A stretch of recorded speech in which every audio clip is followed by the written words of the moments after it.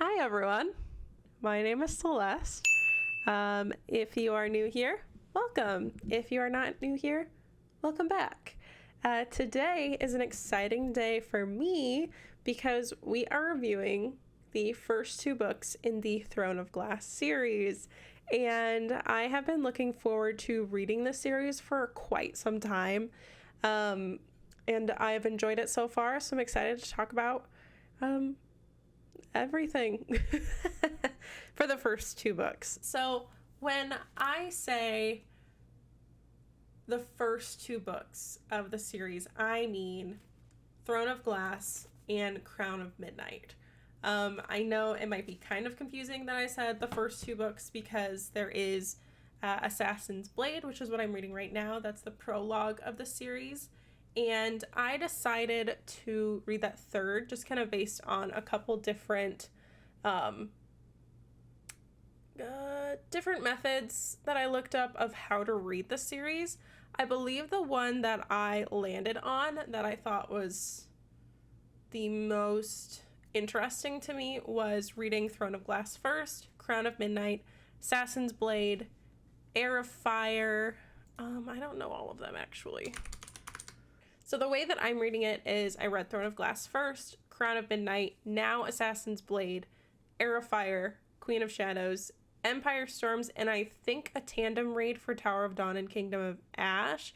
I think that's where the tandem read comes in. Don't quote me on that. Okay, so let's just kind of get into it. We're going to start, of course, with Throne of Glass.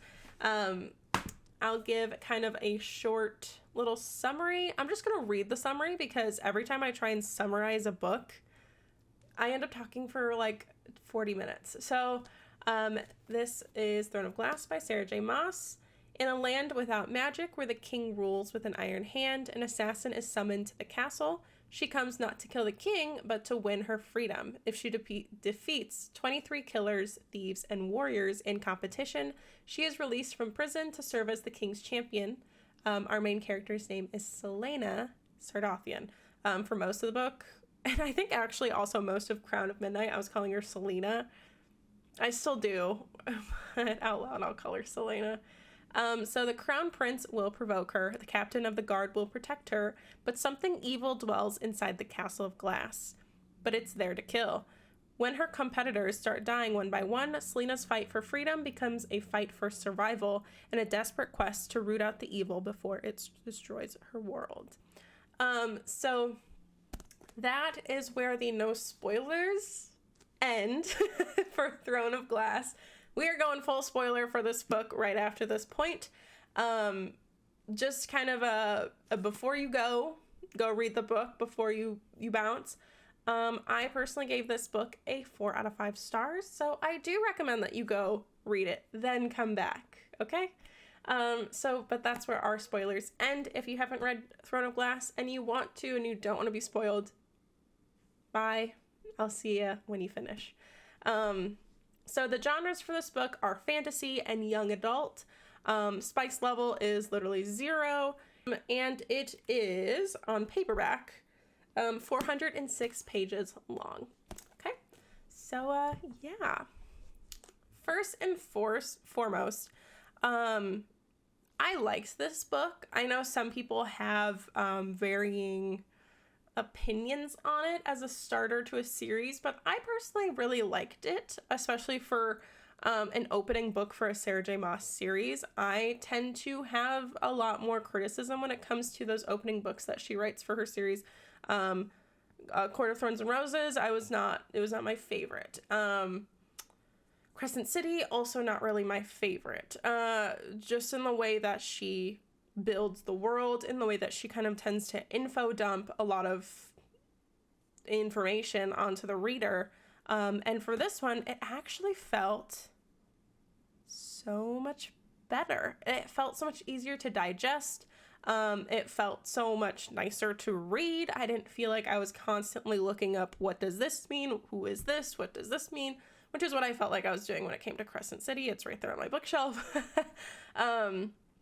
So what we are going to do, there are some things that made it not quite 5 stars, so there will be a little bit of ranting when it comes to this review, but most of it will be a little bit of raving. So, yeah, let's get into it. So the things that I really liked about this book, there's kind of, okay, we'll just break it up like this. Things that I really like about this book. Our main character, Selena, is a badass. She's cool. She takes no prisoners. She can literally do anything, it kind of feels like. Like, she feels kind of invincible because she's so skilled. And she's not skilled because, oh my god, you're just naturally good at this. She's skilled because she has had to learn and had to hone her skills and become the assassin that she is. So she's not like someone that's been handed all of this talent. She has literally had to work for it. And that's something that I always like in a protagonist. I hate when a protagonist is like, oh, you're naturally like the one. Thanks. You know, like, that's how I kind of felt about Bryce a little bit. She's back here. That's how I felt about Bryce from Crescent City. And I was very thankful that I don't feel that way about Selena.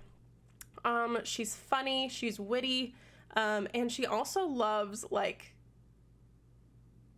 feminine things. I think a lot of times with these like badass, raw female characters or female presenting characters, they kind of have to, you know, push away the femininity of themselves, and they have to be like, oh, I do something masculine, so I can't like dresses, or I hate heels, or I hate whatever. You know, they can't coincide with each other. They can't coexist for some reason in a lot of fantasy series, and I'm very thankful that Sarah J. Maas did let them coexist. I love that Selena loves to read. She loves shopping for dresses. She loves puppies. She fawns over food. Like, come on. She is a classic girl, and that's what I like. I want someone that I can relate to and be like, wow, she's so cool, and also like could probably murder me in under a second. So that's what I really like about her.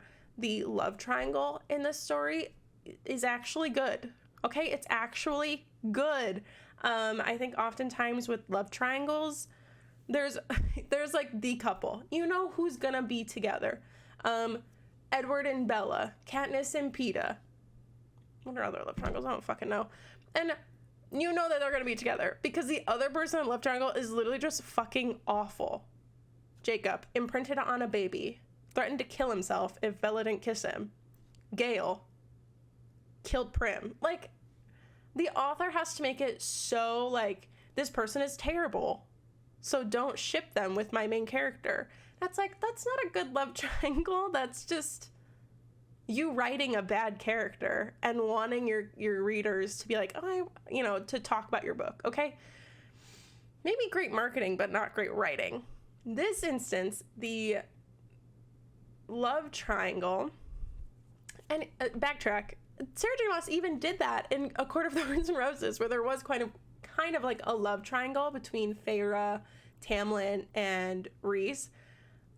But she did the thing where like, oh, Tamlin's actually terrible, so don't ship them together. And it's like, that's not a good love triangle. You should want it to be equal so that you're constantly, you know, there's no sides.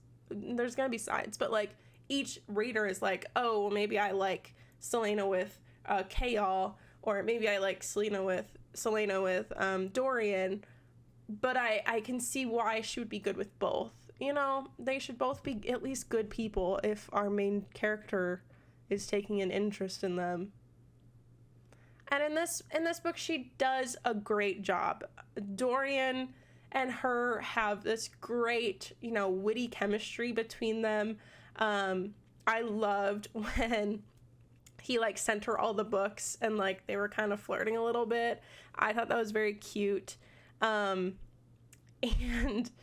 then we have Chaol, who's like, I'm gonna protect you, and he's kind of like the classic, you know, I'm your protector, and that's what I'm gonna do. Basically like bodyguard trope a little bit. And obviously we see them more so in Crown of Midnight, but while we were watching Selena and Dorian get really close and eventually start to not be a couple, but become involved with each other, I was still like, yeah, like I like this, but also like, oh my gosh, I also really like the idea of Selena, and Kale. You know, that's a good love triangle. And also, just, it's a Sarah J. Maas book, so the fantasy element and the world building of this book is just a masterclass. It's beautiful. I love how deep and enriched it all feels. It feels like an actual place. And when I open the book and I read the pages and I read the words, I feel like I'm there. And that is amazing. That is masterclass fantasy world building. Not anything that I thought was going to be any different for Sarah J. Maas, especially because I think, although I know A Court of Thorns and Roses is probably her most popular series, I do think Throne of Glass is probably her most loved series. So I was expecting that. And I feel like with reading Throne of Glass last, okay, so when it came to Sarah J. Maas, I read Court of Thorns and Roses first. It's the most popular one. Then I read Crescent City, and now reading Throne of Glass. There are some things that I'm like picking out, and I'm like, oh, that was in Crescent City, or oh, I remember that in Court of Thorns and Roses. And it's kind of cool because I know that there is obviously, sorry, I know that there is obviously like this Sarah J. Maas universe. Spoilers for anything Sarah J. Maas, obviously, because at the end of House of Sky and Breath, Bryce goes to A Court of Thorns and Roses land, okay, and meets the gang, okay? And so we know, obviously, that there's some interconnectivity, but it's just cool to see that, you know, this book that came out, what, in 2012? I think that's when this came out. 2012. So it's cool to think that Throne of Glass, that came out in 2012, you're still able to think, wow, that, you know, that book, The Walking Dead, was in, I think, Crescent City. A book that was published, what, in 2020? That's 8 years. That is insane, and that is beautiful. That is amazing, and I love it. So I think those are the big three things that I really love about this book.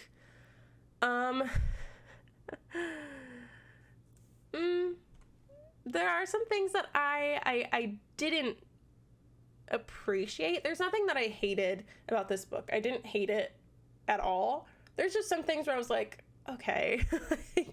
I thought the pacing towards the middle was a little, I kind of wish that the like trials of becoming an assassin were a little bit more focused on. I know that it's setting up like, oh, there's another worldly like magic. We're setting up the Fae and stuff in this book, but like our main focus was kind of the assassin trials, and I feel like we didn't really talk too much about it. Obviously this is like a 8-book series, so we kind of have plenty of time to plant the seeds of like magic while also focusing on the here and now. And I felt like we weren't focusing on I just wanted to see the assassin trials, okay? I just wanted to see Selena do cool shit, okay? That's really all it was. I don't think it ruined the plot of the book. I don't think it ruined the reading pace, but I'm like, I just wanted to see more.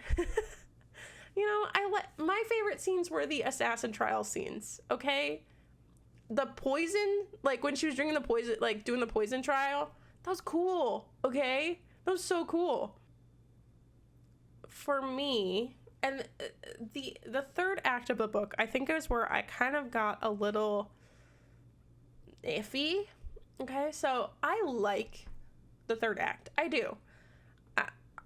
My one thing is that I think with the lack of assassin trials scenes and stuff, it kind of felt like, oh shit, we're already here. Like, wow, it's already the final battle. And that kind of felt very sudden. I was like, okay, maybe that's a little bit of a pacing issue. That's a little bit of our plot issue. And while I did like that it took like a good darker turn where it's like, we got some, you know, the word marks are really coming into play. Like she's like half dying.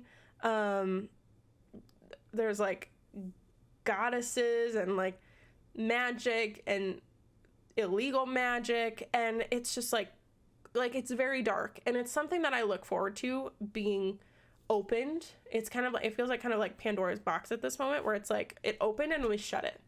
We open and we shut it. And I'm excited to open it again later on in the series, but I was like, man, I know that it's the third act, but I wish we had a little bit more of this. And maybe, you know what, that's probably a good thing, actually, is that she didn't give us too much. But in my head, I was like, I want more, which did just make me want to read more. And the last 50 pages were great. You could really see where all of her training that she did with Chaol were really paying off. Her stamina was great. She was able to come in and win it all. But I felt like it just felt so like squashed, if that makes sense. You know, like, yes, 50 pages to some people sounds like a lot, but to me, like, to pack in all that action felt like so much. I kind of wish it was a little bit stretched out, maybe give it 100-ish pages. You know, it just felt like I was turning my head every which way. And yes, it kept me engaged, but I was like, what the fuck is going on? And I think that was probably the only time in this book where I was like, what the fuck is happening? There's so much. And I know that it will be expanded upon in later books, but I don't want to wait for that, you know? Like, I think about people who, like, read this when it came out, and you're like, you gotta wait to learn. You don't just know immediately. Come on. Like, if I had to wait to find out how all this stuff worked, I would probably be a little bit more peeved about that. But knowing that I can just move on to the next book immediately, it doesn't really bother me as much. Kind of just like a thing that kind of knocked a star off for me. It just didn't feel like a perfect 5, and I'm sure there will be a book in here that does, because I know there's like fan favorites and stuff. So yeah, I think the pacing was just a little slow, especially in that first half, and then like really picked up at the end, which, if you've read other Sarah J. Maas books, that's not uncommon, and I should have expected it, okay? And I should expect it in every single book, because that's how it always goes, is that some random shit just happens in the last 50 pages, and then the whole book is like, well, what the fuck did we even read? Do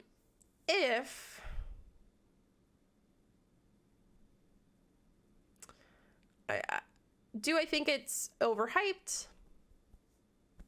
No, I don't. I know with the popular books and popular authors, I know a lot of people say like, oh, it's overhyped.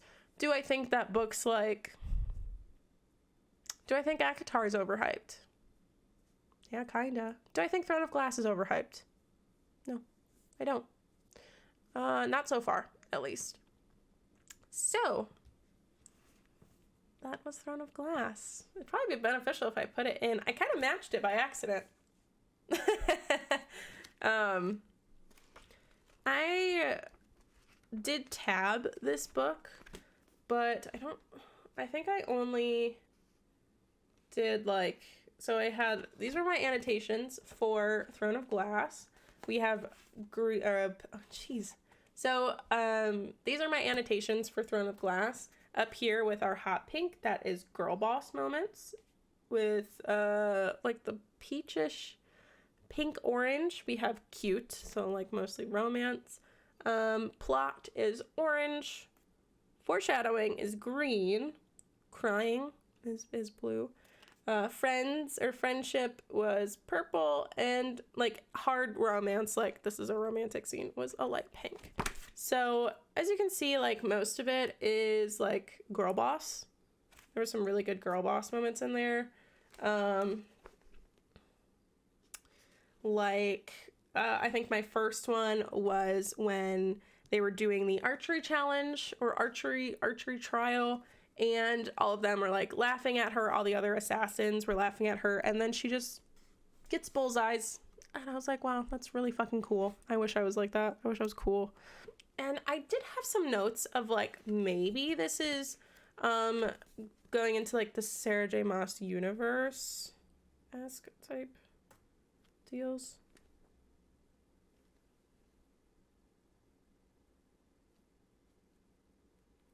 So when it comes to like everything when it comes to like Crescent City.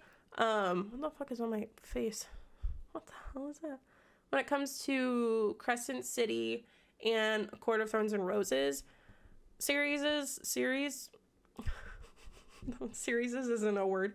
Anytime I see anything that's like relates to stars, I immediately think like Sarah J. Maas universe.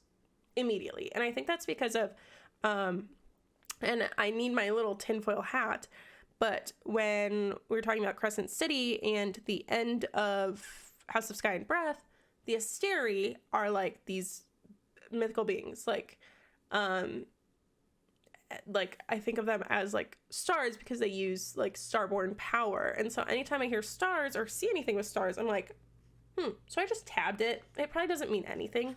But yeah, let's see. So like on page 38, I tabbed this one. It says, still the image haunted his dreams throughout the night, a lovely girl gazing at the stars and the stars who gazed back. I'm sure that's just a fun little like cute quote. And I also tabbed it because I thought it was a nice quote. But I was like, stars? Anything with stars, it just makes me think of this Sarah J. Maas universe. So there was another, I think I tabbed it orange, which was plot, but I do think it does tie into the overall, like, Sarah J. Maas universe. That's kind of one of the big things when I'm reading this, is that now I'm just thinking like, oh my gosh, like it's confirmed that these all exist within the same timeline or universe, even if they don't technically, you know what I mean? Canonically, they all exist at the same time and could cross paths at any time. Like the Marvel Cinematic Universe, this is the Sarah J. Maas literary universe. Yes. So it says, this is Elena is talking. I feel like I'm reading like a library. Something evil dwells in this castle, something wicked enough to make the stars quake. Its malice echoes into all worlds, the queen went on. You must stop it. Forget your friendships, forget your debts and oaths. Destroy it before it's too late, before a portal is ripped open so wide that there can be no undoing it. Portal? And if you've read Crown of Midnight, you know why I tabbed that, okay? Portal? Portal? Oh, okay, here's another one. I'll just read what I highlighted. So it says, there's an idea that before the goddess arrived, there was life. An ancient civilization, but somehow they disappeared, perhaps through the word gate thing. Ruins exist, ruins exist, ruins too old to be of Fae making. And I just made like a little arrow that said Asteri ? They're really old. They're old as shit. Yeah, I think that's about it. Okay. That is Throne of Glass, everyone. Woo! Okay, let's move on to book number 2, which is Crown of Midnight. Ta-da! I love this cover. The colors are so cute. I tried to keep the colors of the tabs kind of in the same color scheme. I feel like I didn't do too bad.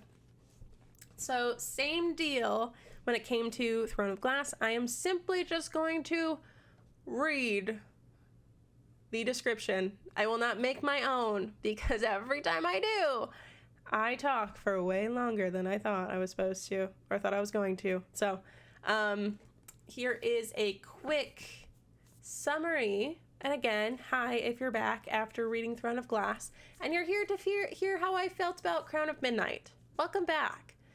If you haven't read Crown of Midnight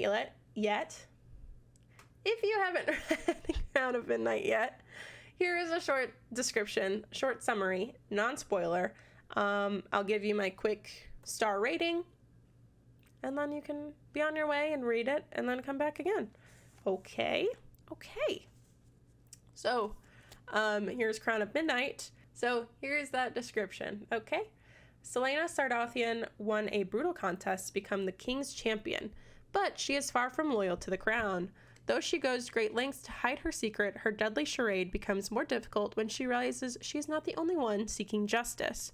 Her search for answers ensnares the closest to her, and no one is safe from suspicion. Not the Crown Prince, Dorian, not Chaol, the captain of the guard, not even her best friend, Nahima? Sorry. A princess with a rebel heart. Then, one terrible night, the secrets they have all been keeping lead to an unspeakable tragedy. As Celaena's world shatters, she will be forced to decide once and for all where her true loyalties lie and what she is willing to fight for. That is Crown of the Night.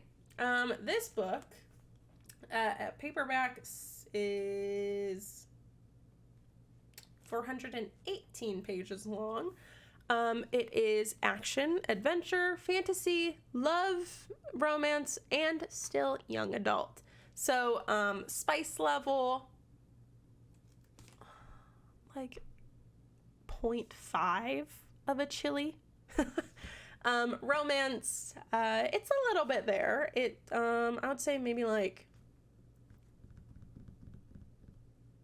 2 hearts out of 5 for romance. Action, going all the way. Okay, so let's review. I gave this book another like 4.5 out of 5 stars. I didn't think it was a full, complete, beautiful masterpiece of a book. Okay, I'm sorry, but I do think it was better than Throne of Glass, and I did like Throne of Glass. So, okay. I can see that this series is getting better, which is great. I'm very excited about that. And I like it because, like, I already thought the series started off good, but it's kind of turning into, like, great, right? That was what I was most excited about, was to see is that, like, wow, this is actually, we're progressing and we're getting better. We are not regressing. It's just, with a couple of fantasy series I've read recently, it feels like they always regress. So I'm very happy that this one is not. Let's just kind of, instead of for this one, we're just gonna go through what I thought. I don't really have like positives and negatives. We're just gonna go through what I thought. When I was trying to think of like 3 positives and like 3 negatives, I just couldn't really think of that. So I said, fuck it, let's talk about it. So, first, I feel like as a character, Celaena got so much more badass. Like, something about the way that she's like, I could kill you, but I won't. And when it comes to any of the, like, people she's tasked with assassinating, the fact that she's like, I'll give you a way out because I think what the king's doing is actual bullshit, but, like, if you fuck me over, I will kill you. And the fact that she has, like, backing for that, like, she has evidence. Okay, she's got evidence to tell you that, like, if you fuck around, you will find out. And I think that is so cool. She does not give a fuck when it comes to the people that she has to deal with. I really love that she, you know, when we think of an assassin, we think of, like, someone who, like, was bred to kill. We think of someone that, you know, this is my duty, I'm going to do it. And Celaena takes us and spins us on our heads, and she's like, you know what, I can do that, and I will do it, because she does. She does kill some people in this book. She kills a lot of people in this book. But she attempts to take the high road and not killing for the sake of killing, which is what I think as the king's assassin, that's what she's supposed to do. She's supposed to just be like this killing machine, and she's not. She's like, oh, I'm a human, and other people are human, and, you know, if they can get away and just stop causing trouble, I'll fake your death, and you can live your life how you live it. But if you fuck me over, I will come for your ass. So I really like that. It really, really turns that, like, you know, like, chosen orphan trope on its head, I would say, because she is an orphan, and we learn a little bit more about that. So she is still the same Celaena. She still loves dresses and food and books and puppies, and she loves hearing all the secrets. She loves the hot gossip, and girl, me fucking too. She is just, she's just it. I feel like she is a bad bitch, and she earns it, which is, I think, is my favorite part about it. And I know we talked about it in like the Throne of Glass portion of this video, but she has earned her place when it comes to a badass female character, and she is continuously earning it. Nothing is handed to her, okay? Nothing is handed to that bitch, but she gets it through her own will and her own power, and that is, ew. And that is a YA female protagonist if I've ever seen one. I saw someone, I was reading a couple reviews, and I think one of them, what was it? Because like other female protagonists, we've got like what, Katniss. Do we count Bella in this? We'll count Bella. Bella, like, I'm trying to think of like books that I read as a teenager. Katniss, Bella, Triss from Divergent, whoever the girl was from Maze Runner, I don't remember. They all kind of blended together. But someone was like, if you put them all in a ring with Selena, she would come out on top. And you know she would. Obviously, she's been trained to be like a deadly assassin, but it's still cool to be like, she's the baddest of them all. She's so good. And I feel like you can tell when you read it that Selena is one of the first female protagonists that Sarah J. Maas really wrote in length, if that makes sense. Because what? A Court of Thorns and Roses came out in 2014? 2015. Okay, so she had some time writing Selena for a while, and you can tell that there's a special tenderness that the author takes with her. There's a special, like, this is my character. She is mine. And I always appreciate that when you can tell from the author, like, I have put my work and my soul, my blood, sweat, and tears into this character. And you can really feel that. If you put up the character writing for Selena against, say, her most recent character, Bryce, they are not one and the same. So it is nice to kind of come back and see, and like, wow, she put a lot of care into this character, and it reads across the page. You can feel every feeling, every emotion. Again, this is spoilers, and so like when I know I'm saying her name wrong. I know. I'm sorry. Nahima. When Nahima died, you felt that. You fucking felt that. And damn, I cried. I was bawling like a baby. She was only here for a book and a half, dude, and I was crying. Not even, I would say, like, if you put together all of like her scenes, she creates like a book, one book. Okay.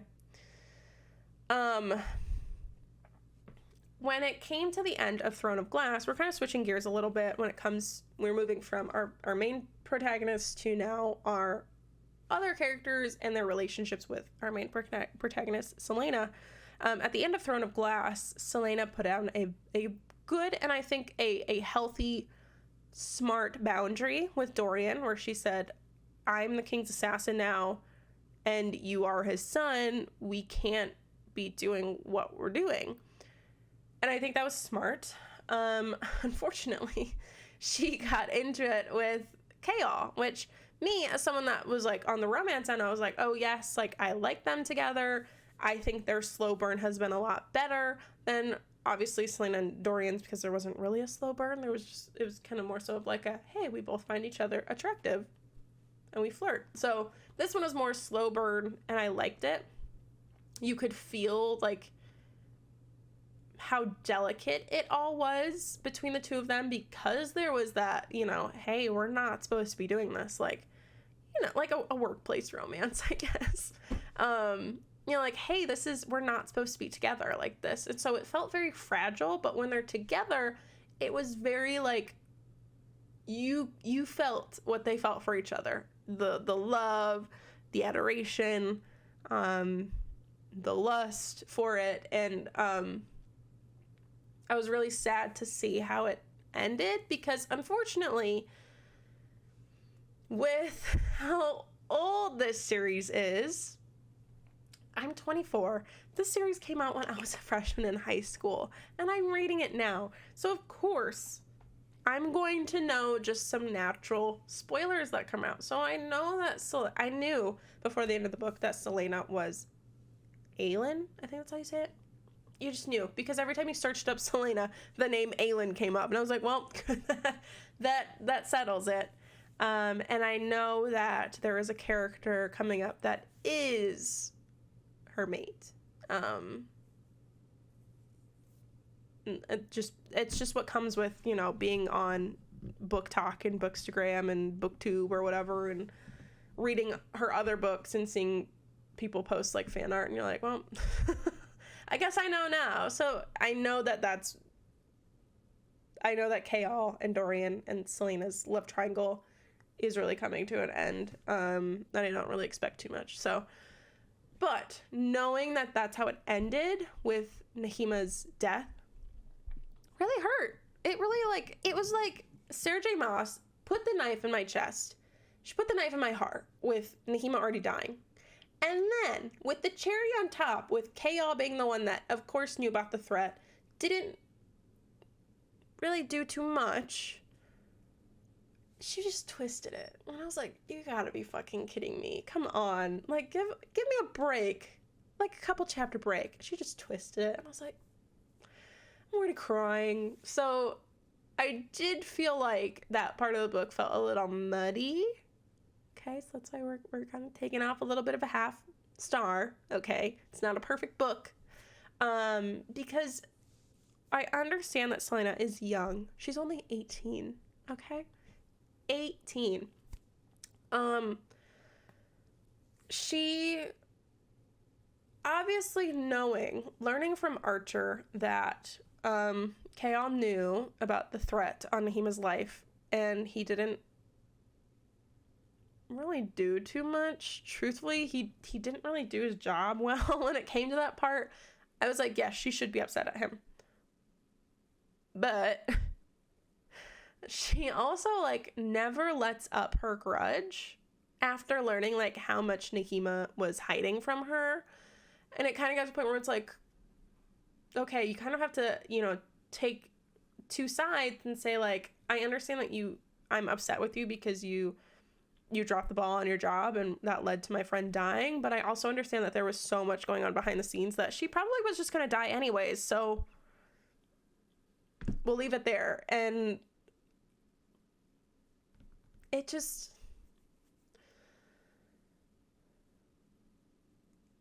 I think it was just a breaking point for her, but it definitely felt like as we kept going and learning what Nahima was doing, I was like, okay, so what you're saying is that she was gonna die anyways. And okay, you're still really mad at him. But I understand. It's her first, real friend. Her first, well, it's not her first, but, her next love after Sam. And, I was like, I understand that you're a teenager, but please look at both sides just a little bit. I understand. And I know that if I read this as a teenager, I'd be like, yeah, that's so fucked up. But now as an adult, I'm like, come on. This is a little what's the term? Communication barrier trope or whatever. Why am I blanking? Miscommunication trope. It's a little miscommunication tropey, but not terrible. I still really love both Dorian and Chaol. I can see how their friendship is starting to falter as they start to grow apart. Their duties are starting to change now with Chaol's father being in the picture. Selena kind of creating a love triangle. I like that they're not just like, hey bro, what's up bro? Nothing's wrong. They're starting to move apart, which I think is good, and I'm excited to see how it continues to form for their character development and how they play their parts in the series. Of course, I hope that they still remain friends, and I think they will. But I'm excited to see what chaos it ensues. They're obviously going to be very big, very huge players in this series. So obviously with Dorian starting to show magic, which is something that was thought to be like snuffed out, taken from the king, which now we know that the king just kind of saved it for his bloodline. As most people with power do, they save the power for themselves, take it away from everyone else. When has that ever happened in real life? Never, right? And so we start to see these roots kind of take form of magic, and this is the big plot of the whole series, is that there's something magical going on within this castle that the king, now we know, has. And he has something called a word key. And the word key, there's 3, and there's a word gate. And essentially, if you have this key, you're like already super powerful. If you have 2 keys, holy shit, you're really powerful. If you have 3 keys, it's Armageddon. We're done for. And he's got 1 that we know of, a confirmed 1. It's alluded to that he might have 2, but not confirmed. And so we're really starting to see like the keys are where we are heading. Okay, the keys are the major series plot, but this book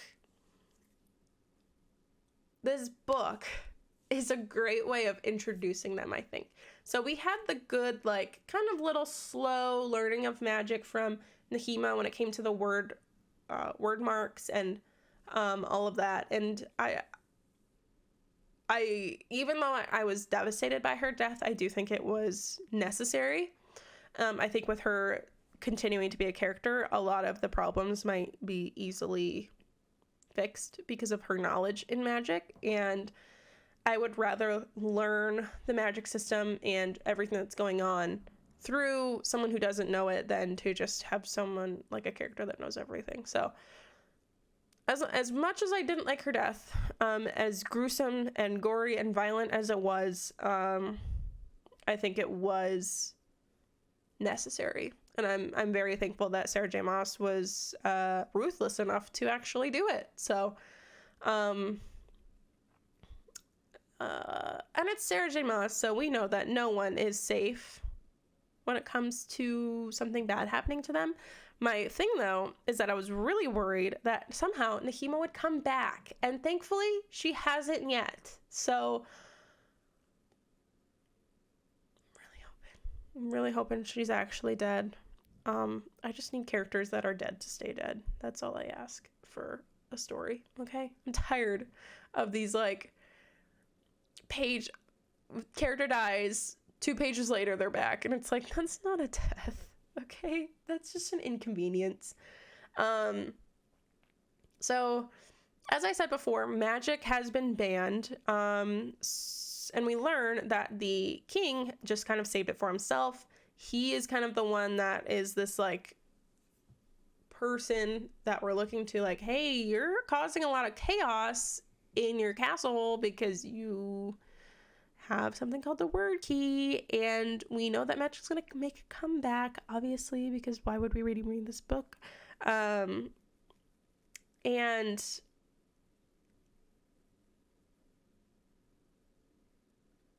it was just like, ew. And I think it's really cool that Dorian is the one with magic. Okay, he's the one that started it all, not Selena. But she's doing a really good job in Crown of Midnight of laying down a good foundation for it. What it all means, what it means for the world, what it means politically, and the stakes that it has when it comes to people's lives, because the king has executed people for having magic, even if it was snuffed out. Like, even if someone didn't have magic, he's still executing people. So, he sucks. Let's see. I think kind of the big thing, and why I put this one as a 4.5 instead of a 4 for me, was that ending felt like Sarah J. Maas did it. It wasn't just like an abrupt, like, here's your third act, here's everything that's gonna fucking happen, and have fun processing it at the end of this book. It was built up, and I was so happy that, like, after Nahima died, that the book is split in two, before Nahima died and after, okay? And after, you can see, like, oh, we're going into, it's getting crazy up in here. Celaena just, like, brutally murdered a guy, the guy who killed Nahima. Archer, like, obviously kidnapped Kayal, and he's up to some shady, no good business, and he's showing up. And so it felt like we're crescendoing a little bit. We're getting more and more, the stakes are getting higher, something's coming, but what is it? And it felt good to feel that, like, every chapter we're getting closer to something. I know it. And it didn't feel as abrupt as Throne of Glass did. And so what is that thing? Obviously, Celaena, which it's a Sarah J. Maas book, and we have the Sarah J. Maas universe, so I wasn't very surprised, but it was very cool to see. Celaena decides to try and talk to Nahima, because before Nahima died, they had a fight, and they said some unsavory things to each other. Celaena said something really mean, and she's like, wow, that was the last thing I ever said to her. So she's like, I want to talk to her. And so she does, like, a necromancy spell, I think is what it is. And she calls forth Nahima, and Nahima's like, don't fucking do this. Like, the next time something answers this call, it will not be me, and you need to cut this line short. And Celaena's like, okay. And so, of course, she's not able to, because Archer shows up, and he starts causing chaos, and now the portal is open for way too long, and there's, like, this beast of something, whatever. I don't even remember what it was called or what it was, but it was like a beast, and it was from another world, and it just started wreaking havoc in the dungeon of this castle. And Dorian and Kayal and Celaena were trying to fight this beast while also trying to catch Archer, and it was just, like, so many things going on, but, like, in a good way. It kept my attention. I was locked in, and I was reading every word. I was enunciating everything in my head. And what we learn is when Celaena goes to this portal, because she's hurt, and she's like, well, this portal takes Fleetfoot. I think that's the dog. So she's like, well, I gotta get my fucking dog, so I'm gonna go through. And Kayal goes after her, and we learn that Celaena is Fae, but her Fae-ness is, like, dormant, I guess. When she was younger, she had, like, instances of where it would come and go, and she would have, like, this transformation. The fangs would come out, her ears would be all pointy and stuff, and she was like, it's painful and it sucks, but she gets all the strength she needs, and so she heals. They kill the monster. She catches up to Archer. She kills him, and Kayal, who's the only one that saw this, is like, dude, what the fuck? And she's like, don't ask me about it. And Dorian, who was knocked out for most of it, because Celaena did knock him out for all of it on purpose, is just like, what the fuck is going on? Like, what's happening? And through all of this, if you hadn't seen any spoilers, you would have been, like, going crazy, crazy balls to the wall. But as I said before, this book is older, so of course I kind of already knew this before it happened, but it was cool to see how it was revealed. Throughout the whole book, Kayal is trying to figure out who this Aelin person is, because she's, like, the one person that could stand a chance against the king, if she were to collect all of the, like, rebellion and armies and stuff that are owed to her.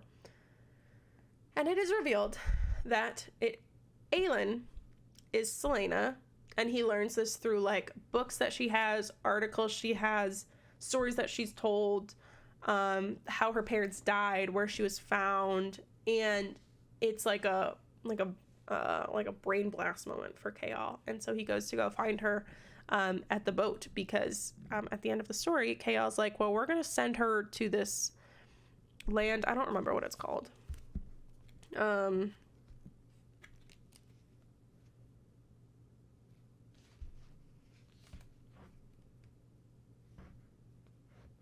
it's like the way that the book ends is what you learn. So she's going to, in the next book, Heir of Fire, she's going to Wendelin, which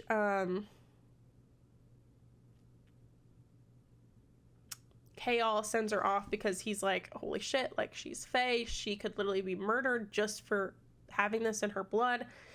And little does he know that Dorian has magic, so Dorian's also in danger, but Chaol only knows about Selena.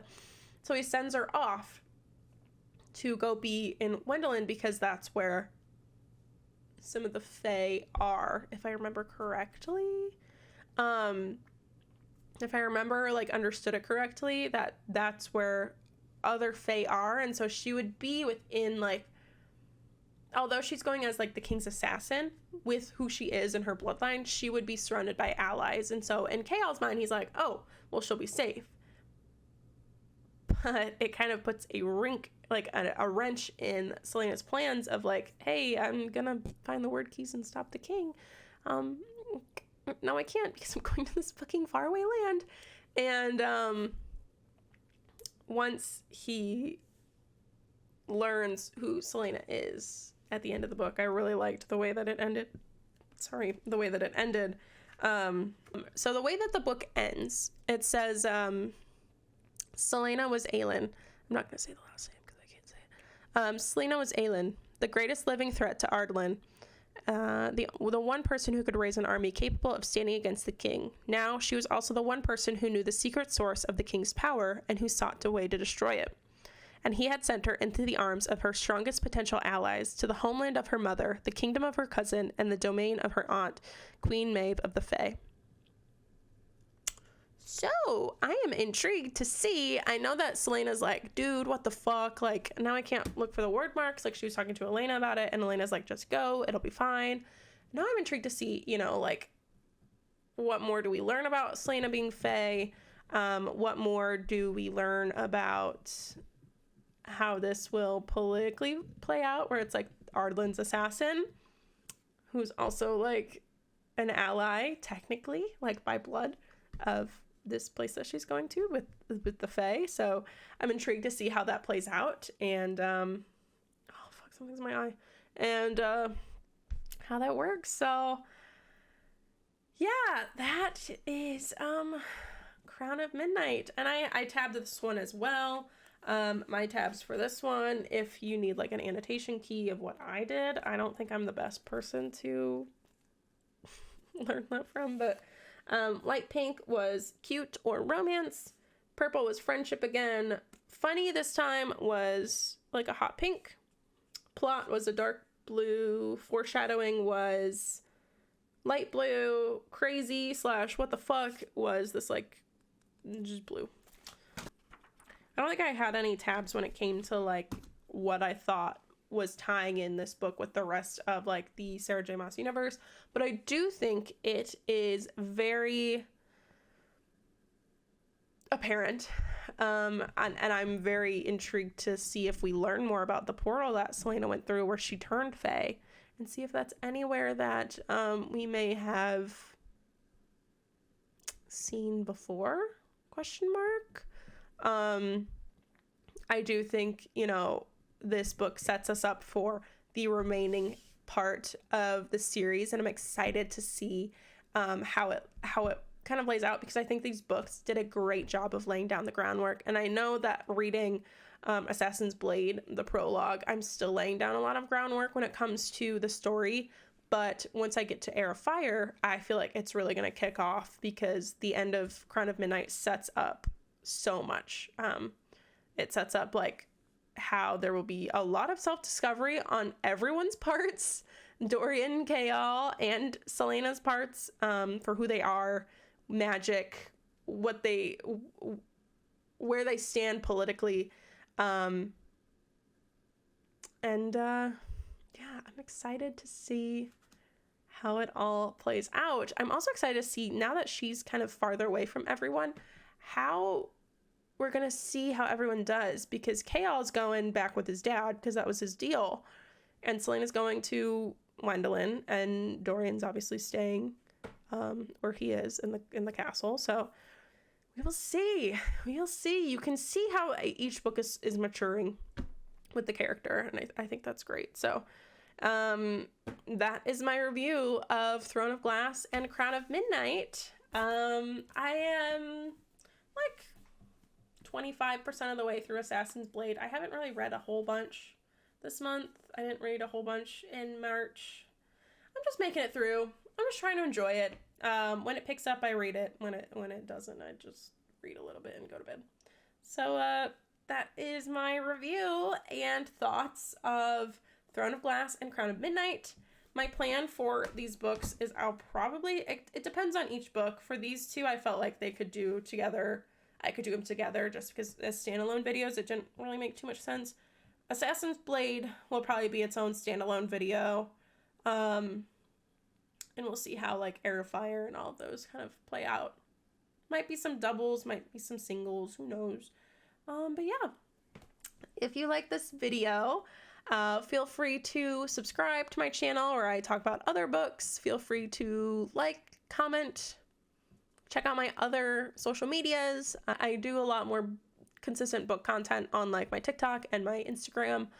But yeah, thank you so much for watching. And if you haven't read Throne of Glass already, go pick up the book. The new covers are out, so they look beautiful. Go read them. You'll love them. So thank you so much for watching, and I hope you all have a wonderful day and enjoy reading whatever book you are reading currently. Again, don't forget to like, comment, or subscribe. Thank you. Bye.